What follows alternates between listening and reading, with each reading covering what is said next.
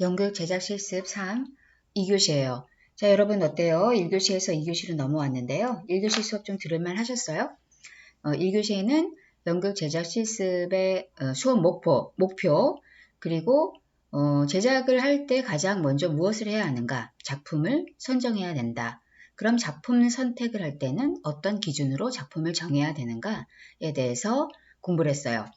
자, 그럼 이번 2교시에는 작품의 창작에 대해서 공부를 해보려고 해요. 우리가 공연을 할 때 기존에 있는 작품을 번역극이라든지 뭐 잘 쓰여진 창작극이라든지 이런 걸로 작품을 해볼 수도 있고요. 또 학생 여러분들이 직접 공동 창작을 하거나 또 작품을 써서 공연을 해볼 수도 있잖아요. 그래서 아주 뭐 복잡하지 않게 그냥 작품의 창작을 하기 위해서는 무엇을 가장 먼저 작업해야 되고 그 작품 창작을 하는 그 내용, 구성은 어떻게 이루어져야 되고 대사는 어떻게 쓰여져야 한다라는 정도의 아주 어렵지 않은 부분을 공부해 보려고 합니다. 작품의 창작. 원래 그 학교에서 제작 실습할 때는 번역된 작품으로 주로 공부를 하죠. 셰익스피어나 체호, 뭐 아서 밀러 이런 뭐 고전 희곡, 현대 고전 뭐 이런 작품들이 선정되는 경우가 많아요. 그 이유는 그 학교에서 가르치는 작품은 일단 이 작품은 잘 쓴 작품이다, 좋은 작품이다 라고 검증된 작품이어야 하기 때문이거든요. 그러니까 희곡의 전개가 유연하고 전개, 위기, 절정, 결말이 적절하면서도 또 우리가 봤을 때 이렇게 재미를 느낄 수 있게 극적으로 잘 써진 작품이 교육에 용이한 거죠. 그래야 학생들에게 그것을 표본으로 설명하고 활용하기가 쉬우니까요. 그리고 이제 고전은 인간의 본질과 삶을 잘 꿰뚫고 있어요. 그리고 극적 구성도 뛰어나죠. 그래서 이제 학교 연극 제작 실습할 때 작품으로 활용이 되고 있는 거예요. 그런데 이제 요즘은 대학로 공연도 모두 창작극이에요. 미안합니다. 모두 창작극이고, 또 학교도 아까 얘기한 것처럼 학생들이 공동 창작을 한 작품이라든지 학생들이 직접 쓴 좀 서툴긴 하지만 이 희곡으로 제작 실습 공연을 하는 경우도 있기 때문에 우리도 한번 그 희곡이나 텍스트의 창작을 어떻게 하면 좋을까? 이런 것에 대해서 알아보면 좋을 것 같아요.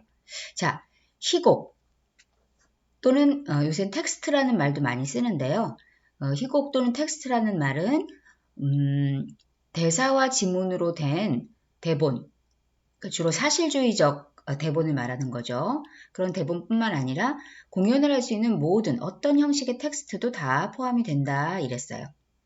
자, 희곡은 연극 공연에서 아주 중요한 역할을 담당하죠. 당연히. 왜냐? 희곡이나 텍스트는 연극 제작의 출발점이 되기 때문이죠. 왜냐면 그게 있어야 어쨌든 공연이 이루어질 테니까요. 자, 아까 얘기한 대로 여기서 텍스트란 요즘에 텍스트란 말을 많이 써요. 희곡이라는 말도 쓰지만 이 텍스트란 말은 뭐냐면은 공연을 전제로 한 모든 대본을 말해요. 그러니까 예를 들어서 뭐 실험극, 공동창작극, 언어가 나오지 않는 뭐 움직임만으로 또 이루어진 극, 무용극, 마임, 길거리 극, 행위예술 이런 것에 대한 바탕이 되는 모든 대본을 다 텍스트라고 해요. 대사가 없고 행위만으로 이루어진 작품이라고 할지라도 어떤 대본이 있어야죠. 이 공연을 어떤 식으로 끌고 나가고 어떤 구성이 되고 기승전결을 어떻게 시작해서 어떻게 전개를 하고 어떻게 끝날 거다라는 어떤 계획은 있어야 되는 거잖아요. 그래서 그 모든 것을 다 텍스트라고 한다. 특히 그 학교에서 하는 연극 제작 실습에서는 그 실험적인 교육 모델로서의 텍스트의 활용을 시도해 볼 만해요. 학교에서 제작 실습해갖고 돈 벌 필요는 없잖아요. 그렇기 때문에 꼭 이게 재밌다, 이게 관객들이 많이 올 작품일 것이다 라는 이런 전제가 없어도 다양한 성을 경험한다는 의미에서 여러 가지 텍스트를 바탕으로 공연을 제작해 보는 것도 교육적일 수 있는 거죠. 그런데 이제 여러분들이 사실 학교에서 오히려 그 사실주의적 희곡을 바탕으로 공연하는 거하고 공동 창작이나 뭐 대사가 없는 움직임만으로 이루어진 거라든지 이런 텍스트를 중심으로 그런 텍스트를 바탕으로 한 공연은 더 어렵게 느껴요. 왜냐하면 그 사실주의적 희곡을 바탕으로 공연을 하는 거는 그 사실주의적 희곡 같은 경우에는 밑그림이 잘 그려져 있죠, 이미. 그러니까 그것을 가지고 뭐 연기를 하고 연출을 하고 무대를 만들고 이러는 것은 좀 수월하게 느껴지는데 학생들이 이렇게 공동 창작을 한다거나 이런 거는 이 창작, 대본을 창작한다는 것 자체가 조금 부담이 되기 때문에 학생들이 조금 힘들어해요. 그리고 또 중요한 거는 그 배우는 이제 연극과에 와서 공부를 하는 친구들은 대부분 배우가 되고 싶어 하는 친구들이 많잖아요. 그런데 배우들은 사실은 이렇게 공동 창작으로 된 작품이라던가 아니면 뭐 움직임이 주가 되는 공연이라든가 무슨 상징적이라든가 이런 거보다는 사실은 좀 정교하게 쓰여진 희곡에서 정교하게 쓰여진 역할을 연기에 냈을 때 뭔가 만족감과 성취감이 커요. 그쵸? 그러니까 내가 잘 쓰여진 배역 하나를 해냈을 때 뭔가 만족감이 있거든요. 그러다 보니까 이게 공동창작의 작품에서의 극중인물은 만족감을 못 느끼는 경우가 많이 있기는 해요. 그런데 이 희곡 작품을 창작해보고 텍스트를 구상하고 직접 써보는 거는 여러분이 꼭 작가가 되지 않더라도 기존의 희곡 작품을 이해하고 분석하는 데에도 큰 도움이 되고요. 연출이 작품을 이해하고 분석하는 데에도 아주 큰 도움이 됩니다. 자, 그럼 그 희곡이나 텍스트를 창작을 할 때는 어렵게 생각할 거 없이 가장 먼저 생각해야 될 것은 주제예요. 그러니까 주제라는 게 뭐냐면 주제를 가장 먼저 정해야 된다는 거예요. 근데 주제라는 건 뭐냐면은 쉽게 얘기하면 내가 하고 싶은 얘기, 내가 무엇에 관한 얘기를 할 것인가 라는 거를 먼저 정해야 된다는 거예요. 이 연극은 한 번 보는 거잖아요. 공연은 이렇게 한 번 보잖아요. 소설책은 내가 보고 또 보고 여러 번 곱씹을 수가 있어요. 그렇지만 공연은 물론 이제 공연도 내가 재밌는 공연은 뭐 한두 번 더 볼 수는 있지만 대부분 한 번 보고 끝나요. 그러면 그때 단 한 번의 공연으로 관객들한테 충분히 그 작가의 의도를, 나의 의도를 전달해야 하잖아요. 그렇기 때문에 그 어떤 창작 예술보다도 주제가 명백하게 설정이 되어 있어야 돼요. 안 그러면 단 한 번의 공연을 통해서 관객들한테 어떤 이해와 공감을 불러일으키기가 어렵잖아요. 그렇기 때문에 더욱 주제가 중요한 거죠. 내가 말하고 싶은 거. 그런데 여기서 이 작품에서 주제를 먼저 선택해라, 명백하게 선택해라 이랬는데 그 주제라는 게 꼭 옳고 그름의 어떤 윤리적이거나 도덕적일 필요는 없어요. 우리가 주제 하면 뭔가 교훈적이어야 될 것 같은 느낌이 들잖아요. 국어 시간에 자, 이 소설의 이 시의 주제는 무엇이오? 그런데 연극에서 특히 연극뿐만 아니라 모든 예술 창작품에서 주제는요. 꼭 도덕적일 필요는 없는 거죠. 전쟁은 있어야 돼 라고 생각하는 사람은 전쟁은 반드시 필요해 라는 주제를 얘기할 수도 있고요. 반대 의견을 가진 사람은 전쟁이란 있어서는 안 돼 라는 주제를 얘기할 수도 있죠. 우리가 이번에 공연할 작품 화염이 그 전쟁으로 인한 인간의 삶이 어떻게 되는가에 대해서 얘기하고 있잖아요. 그런 식으로 근데 여기서 꼭 그 선과 악을 우리가 잘 정확하게 구별할 수 없죠. 그렇듯이 그 작품의 주제가 꼭 도덕적일 필요는 없습니다. 자, 여기서 여러분이 기억하면 좋을 것은 작품을 창작을 하기 위해서, 희곡을 쓰기 위해서는 우선 주제가 명백해야 한다. 그것만 기억하고 있으면 돼요. 그래서 내가 말하고 싶은 주제를 먼저 결정을 하고 그 주제를 얘기할 수 있는 소재가 필요한 거잖아요. 여러분 주제, 소재 다 알죠? 그러면 이제 제가 지금 여기 커서를 왔다 갔다 해서 이 자료가 여러분 눈에 이렇게 좀 어지럽게 보일 수도 있는데요. 이 자료는 제가 그 블랙보드 주차별 강의 자료에 올려놔요. 그러면 오늘 여러분이 공부하고 제 얘기를 듣고 나중에 다시 한번 보고 싶다. 그럼 거기 들어가서 이것을 복습하면 또 한눈에 들어올 수 있을 거예요. 중요한 거는 주제를 먼저 정해라. 그리고 주제를 정한 다음에는 그 주제를 풀어갈 소재가 필요한 거죠. 예를 들어서 주제는 어머니는 자연이다. 근데 써놓고 보니까 이게 좀 어렵긴 하네요. 어머니는 모든 것의 기본이 된다. 어머니는 훌륭하다. 어머니는 사랑이다. 뭐 어쨌든 어머니에 대한 주제를 쓰고 싶다. 라면 그 주제를 표현해야 되는 소재가 있어야 되는데 그 소재는 예를 들면 뭐 아버지의 외도 때문에 엄마의 삶이 어떻게 파괴되어 가는 거를 보여준다든지 이렇게 어떤 문제를 소재를 통해서 표현하는 거죠. 자, 다시 한번 얘기하면 희곡 창작에서 가장 중요한 것은 먼저 주제를 정해라. 그 주제는 명백해야 한다. 그런 다음에 그 주제를 표현할 수 있는 소재, 이야기거리인 거죠. 쉽게 얘기하면. 로미오와 줄리엣에서 젊은이의 사랑이 주제라면, 젊은이의 덧없는 사랑이 주제라면 그것에 대한 소재는 로미오와 줄리엣의 두 가문의 어떤 갈등을 통해서 젊은이의 헛된 사랑과 죽음을 주제로 표현한 거죠. 조금 이해가 되셨나요? 자, 그럼 이제 주제를 정했어요. 그러면 그 주제를 어떻게 풀어갈 것인가를 생각해야 되겠죠? 그게 구성이에요. 근데 이 작품의 구성 하나도 어렵지 않고요. 내가 무엇을 얘기하고 싶은가의 주제를 정했으면 그 다음에는 그 주제를 어떻게 풀어갈 건가는 하는 구성을 해야 되는데 그 구성은 쉽게 얘기하면 순서라고 생각하면 돼요. 작품을 풀어나가는 순서.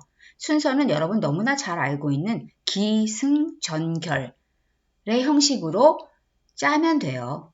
우리가 물론 결과를 맨 앞에 보여주고 영화 같은 거 영화는 이제 어떤 첫 장면의 어떤 결과예요. 뭐 인간이 모두 지구가 싹 다 멸망했어요.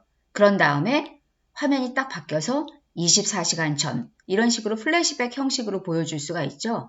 그렇지만 연극도 물론 그렇게 하는 경우도 있지만 그거는 연출의 단계. 희곡을 가지고 연출자가 이 무대 위에서 이거를 시각화해서 표현할 때 그렇게 하면 좋은 거고요. 처음 희곡을 써보거나 희곡을 쓸 때는 우선은 기승전결의 형식으로 쓰는 게 좋아요.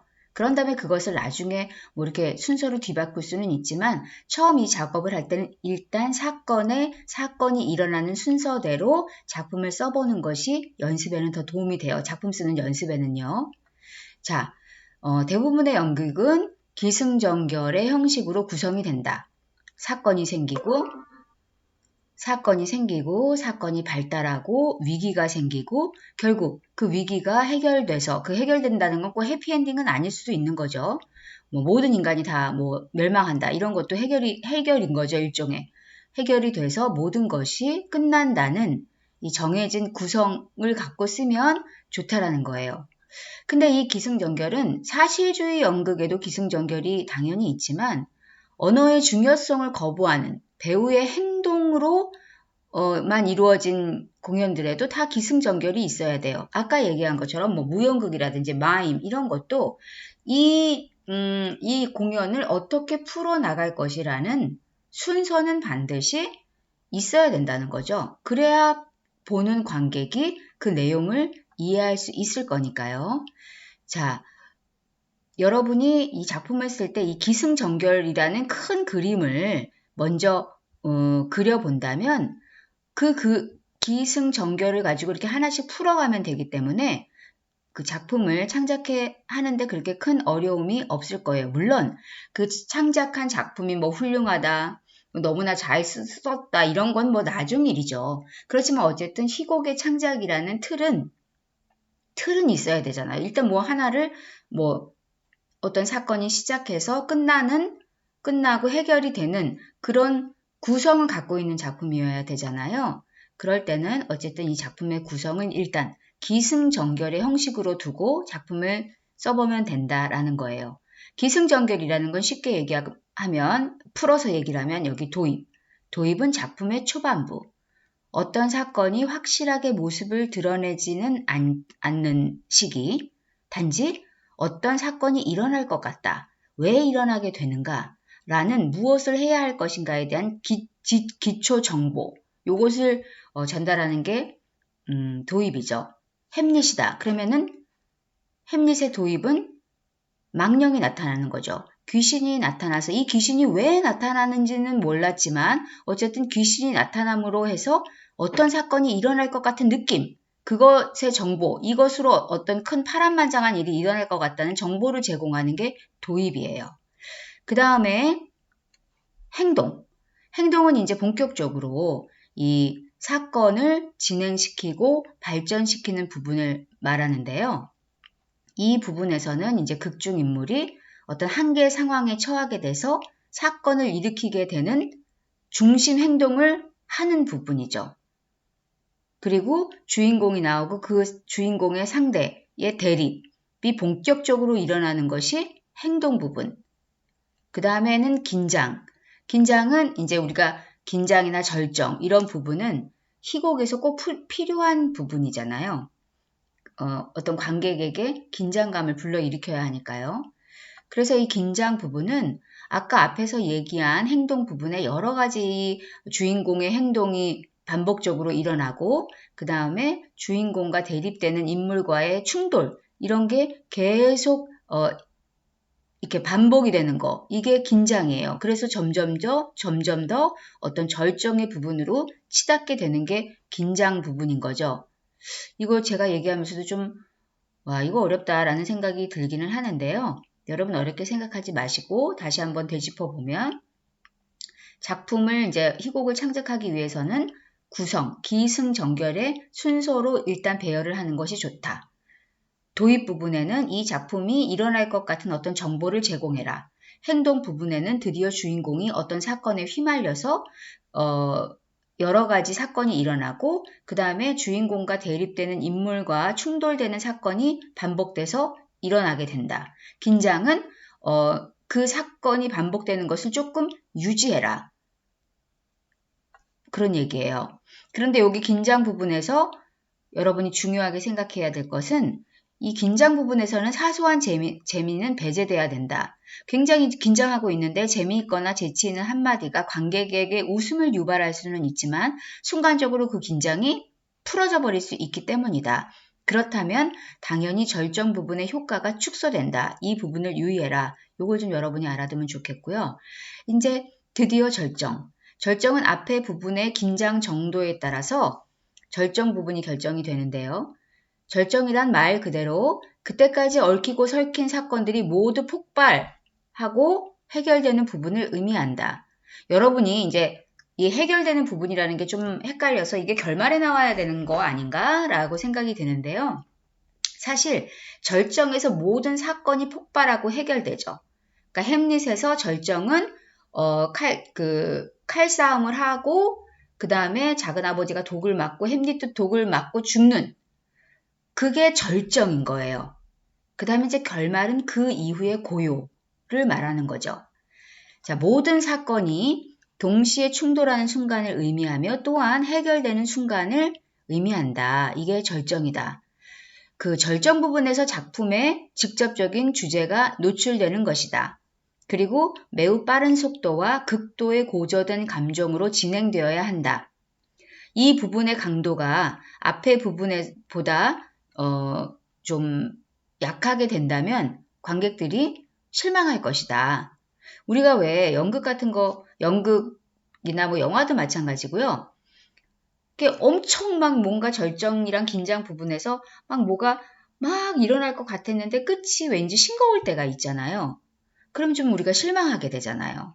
그러니까 그러면 안 되고 그 절정 부분에는 그게 아주 폭발적으로 잘 나타나야 된다라는 거예요.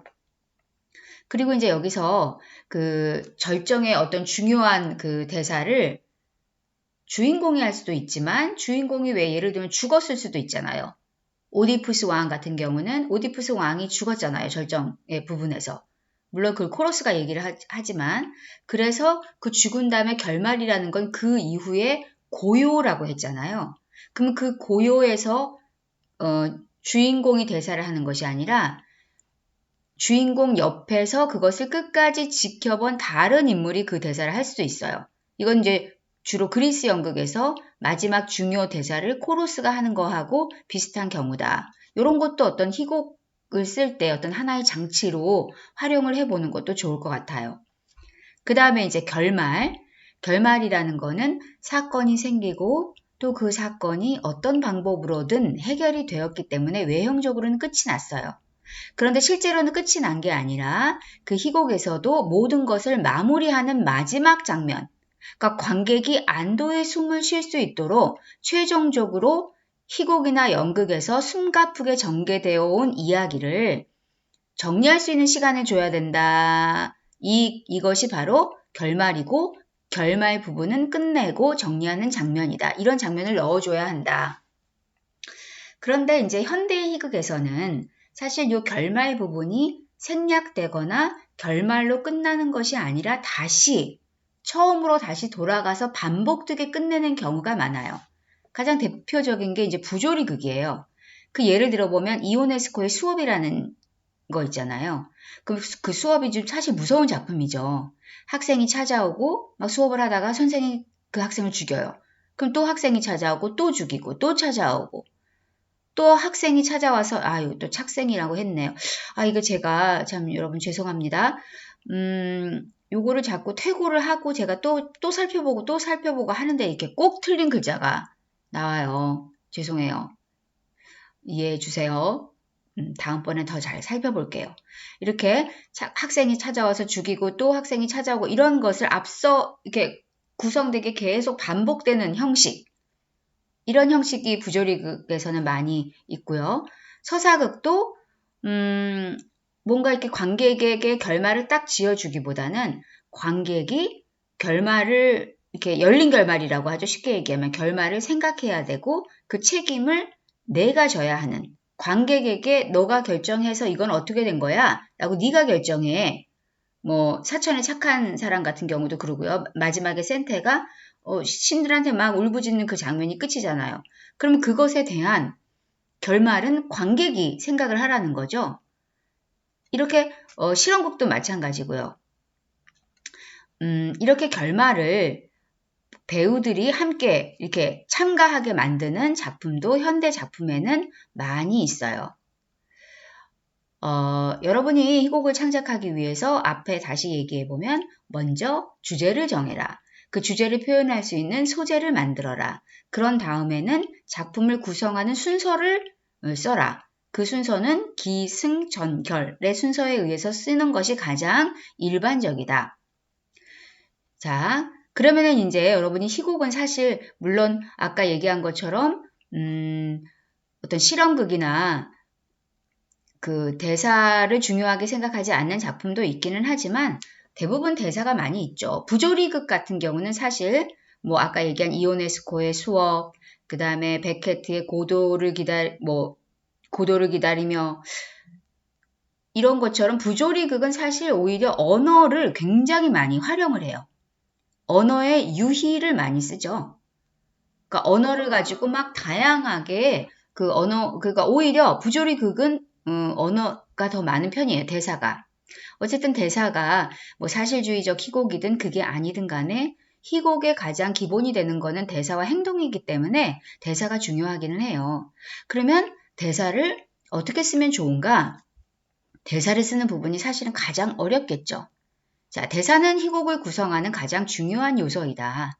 왜냐? 대사는 배우들에 의해 관객들에게 직접 전달되는 것이기 때문이다.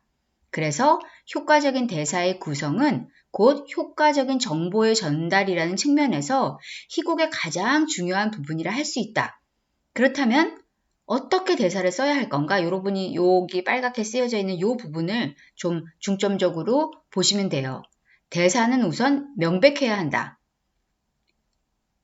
아까 주제를 명백하게 정하라고 그랬잖아요. 그런데 그 주제를 전달하는 게 대사일 거 아니에요. 그러니까 대사를 명백하게 써라. 구체적으로 자기가 하고 싶은 얘기를.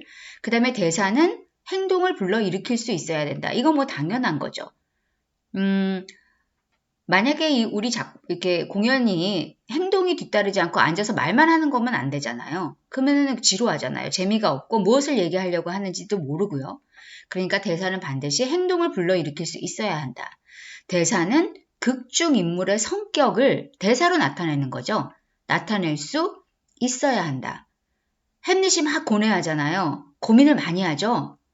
뭐 우유부단하기도 한 면도 있고요. 그거를 이 사람의 그 대사를 통해서 나타나잖아요. 내가 살아, 죽어, 어떻게 이러면 될 거를 사느냐 죽느냐 이것이 문제로다 하면서 막 엄청 길게 얘기하잖아요. 그렇게 대사는 극중 인물의 성격을 나타내야 된다. 대사는 일관성이 있어야 된다. 왜냐? 극중 인물의 성격을 나타내야 되는데 그 극중 인물의 성격이 일관성이 있어야 되죠. 그러니까 극중 인물의 성격을 나타내는 대사도 일관성이 있어야 되죠. 뭐 레이디 맥베스가 막 좀 약간 그 욕망이 가득 찬 여자였는데 갑자기 또 어떤 데서 너무나 막 순둥이처럼 말을 한다든지 이러면 좀 그 대사가 그렇게 쓰여 있다든지 이러면 이건 일관성이 없기 때문에 그 극중인물을 표현하는 것에 혼란을 줄 수 있어요. 자, 대사는 당연히 구체적이어야 돼요. 뭔가 이렇게 관념적으로 철학하듯이 대사를 쓰면 안 되고요. 대사는 구체적이어야 해요. 대사는 구어체로 써야 해요. 구어체라는 건 우리가 말하는 식으로 이렇게 글처럼 쓰지 말고 말처럼 써야 돼요. 이거 어려운 거예요. 우리가 창작극 같은 게 아니라 창작극을 보러 가도 왠지 대사가 이렇게 말 같지가 않고 글 같아 라고 우리가 느껴질 때가 있잖아요. 그러면 안 되는 거죠. 수업 시간이 지났네요. 자, 대사는 주제와 직결되어 있어야 한다. 이거 앞에서도 그 주제에 대해서는 계속 얘기를 했죠. 자, 오늘은 작품의 창작에 대해서 알아봤습니다. 이따 3교시에 기획에 대해서 얘기해 볼 거거든요. 그때 다시 만나기로 하고요. 여기 과제는 과제란에 다시 올려놓으니까요. 마음이 급하네요. 요거를 따로 볼 필요 없고 과제란에 올려놓은 걸 보면 돼요. 자, 여러분 감사합니다. 3교시에 만나도록 해요.